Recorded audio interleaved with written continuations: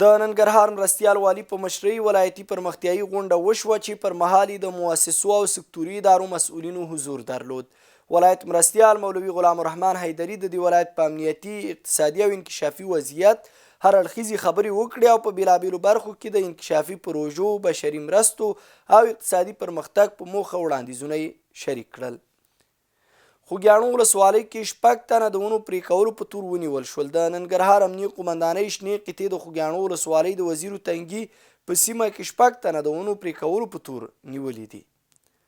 سره رود ولسوالۍ کې 300 تنو ته حرفوي زده کړې ورکړل شوې. د ننګرهار اقتصاد ریاست په هڅو د کار او ټولنیزو چارو ریاست تر چتر لاندې د WWI مؤسسې له لورې په سره رود ولسوالۍ کې 300 ځوانانو ته چې پخوا په شاقه کارونو بوختو حرفوي زده کړې ورکړل شوې.